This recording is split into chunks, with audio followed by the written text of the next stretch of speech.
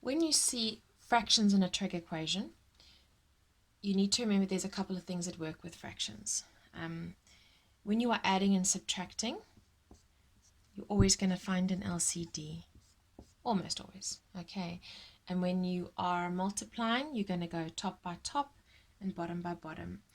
That's relatively straightforward. I'm going to do an example where you have to find an LCD now, because that normally it can be quite frustrating and quite difficult to deal with that. Okay, so let's take an example, quite a big fraction. Let's have 2 sine theta minus cos theta over sine theta plus cos theta. Horrific, isn't it?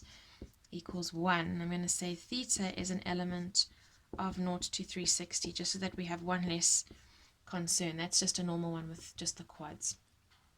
Okay, so where do you even start with this thing? Because you've got a plus and a minus, and you absolutely cannot cancel anything over that fraction.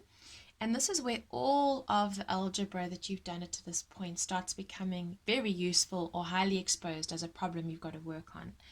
Now that equals 1, and we're allowed to just multiply this whole thing. Let's consider it a thing, one thing, onto the other side, because that's how you get rid of it, because it's being divided, right? Okay, so the normal rules of algebra apply. You just got to see that they actually can work here. So I'm going to leave my 2 sine theta minus cos theta on the left, and I'm going to multiply the 1 through by that one, and I'm going to have sine theta plus cos theta on the right hand side. There's another way of looking at this. Possibly I was actually just creating an LCD, right?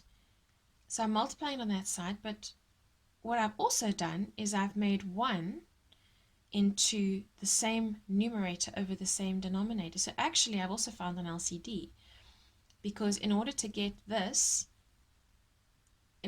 1 over sine theta plus cos theta, I'd have to have it as sine theta plus cos theta over sine theta plus cos theta, and then this would have had the same.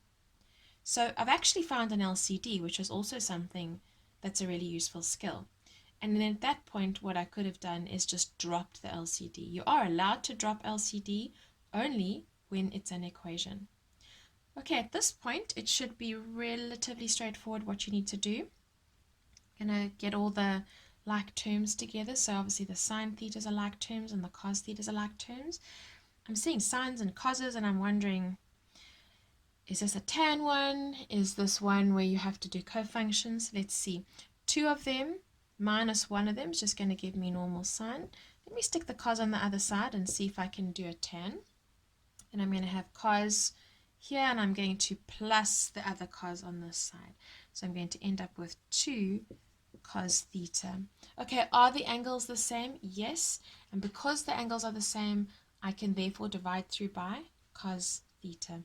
So I'm going to do that. I'm not dividing by cos, I'm dividing by cos theta. This thing becomes an identity, tan theta. Those will cancel to be 1, not 0, and it'll be 2.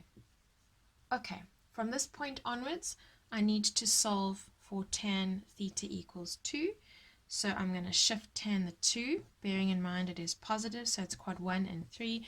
And also bearing in mind the fact that because it's a tan, I only need to do the 1. Okay, so I'm just going to do that.